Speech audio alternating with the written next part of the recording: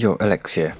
I mentioned in my previous video about the OnePlus Ace 3 that you might as well get the iQOO 12 from Malaysia instead of an overpriced local OnePlus 12R, so that's what I did. To kick things off, I really like the design of the phone and their new design language. Unlike previous iQOO devices which have a more masculine look, the iQOO 12 looks a bit more elegant to me.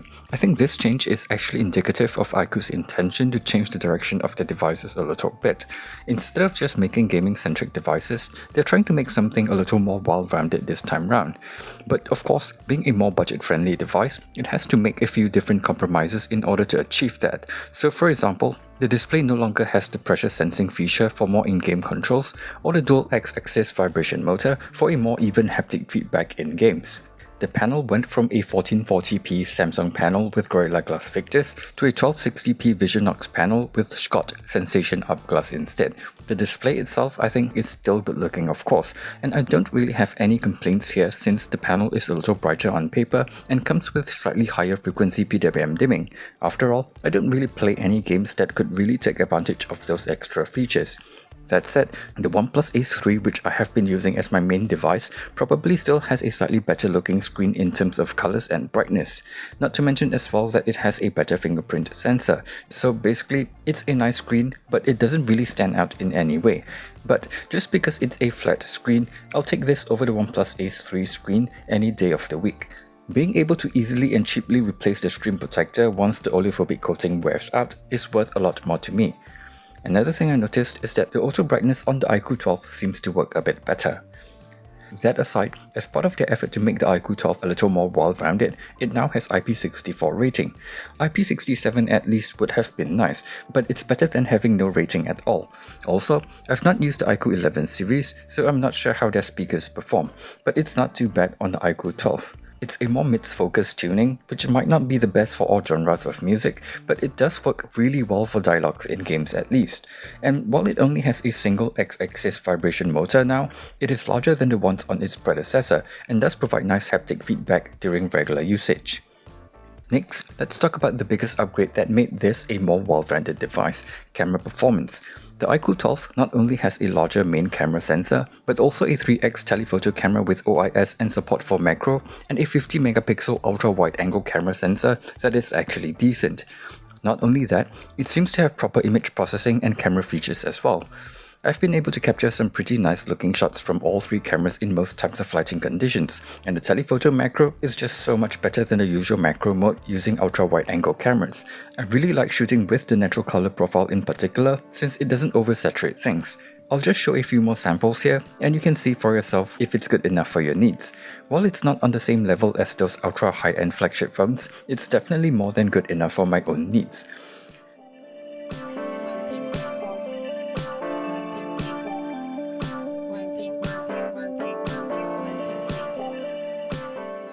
Video capture in auto mode is very average looking, but I do appreciate having a manual video mode, something that is still lacking on OnePlus and Oppo devices. However, do take note that the front-facing camera is just okay. It's fine looking in perfect lighting, but it's a bit unpredictable, and processing can sometimes look a bit weird. Not to mention as well, video capture is still limited to 1080p 30fps. Hopefully, this is something they'll work on for their next flagship device. Next, let's talk about gaming performance. I'm happy to say that despite all the changes to make it a bit more well-rounded, iQOO hasn't forgotten about its roots. Gaming performance is still excellent. First of all, it's nice to see that gaming features work for the global version of Genshin, in particular Super Resolution, because when I tested the Neo 9 Pro with Origin OS a few months back, those features only worked for the Chinese client and not the global client. Personally, this is important to me because the difference between the default 720p resolution and the 900p option is very noticeable. I think there is supposed to be an even higher resolution option which renders the game at the screen's native resolution on Origin OS, but it doesn't seem to be available here. Maybe the option will only show up when connected to their own compatible cooler.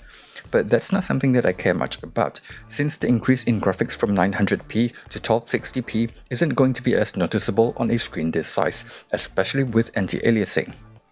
Moving on to actual performance, when running the game at 900p and maxed out graphics, I did notice a slight dip in the FPS about 15 to 20 minutes into the game, but even then, it's like maybe 50 to 55 FPS, which is still relatively smooth and playable. The phone felt quite warm at this point in time, but not what I would consider to be really hot.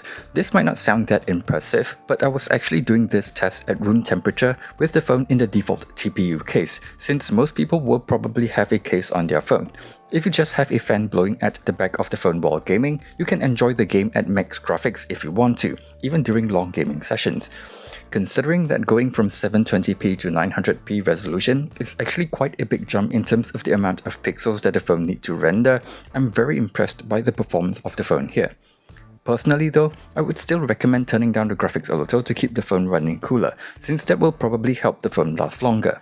As long as the render resolution is set to high and you're using the super resolution mode, the game still looks fantastic. Next would be Honkai Star Rail, which is pretty much impossible to play at the highest graphics settings because it's so demanding, but it's a game that becomes a lot easier to run if you just lower the graphics a little, so that's what I recommend doing as well. Just dropping everything down to high would be enough to keep the phone running smoothly without heating up too much. So yeah, overall, I think gaming performance is really good here and slightly better than the Redmi K70 Pro with the same Snapdragon 8 Gen 3 processor in terms of both smoothness as well as thermals. This is also while maintaining a similar amount of battery drain despite both of them having the same 5000 mAh battery. Even against the OnePlus Ace 3 with its larger battery, the amount of battery drain is actually lower, even when playing these games at higher graphics settings. Color me impressed. Anyway, if the phone can run these two games well enough, most other games would probably be fine too. Well, except maybe Wuthering Waves, which still stutters quite a bit every now and then, but it is a very new game, so might just be down to optimization. When it comes to software, FunTouch OS is pretty much the same as usual for me, which is to say usable but nothing special. The design of the interface looks a bit dated to me. It's lacking a lot of the features that Origin OS has, there aren't as many customization options, and it has a few too many bloat for my taste, a handful of which can't be disabled or removed, like this Joby home button in the quick settings page for example. There is no way to remove that button at all, which is pretty annoying.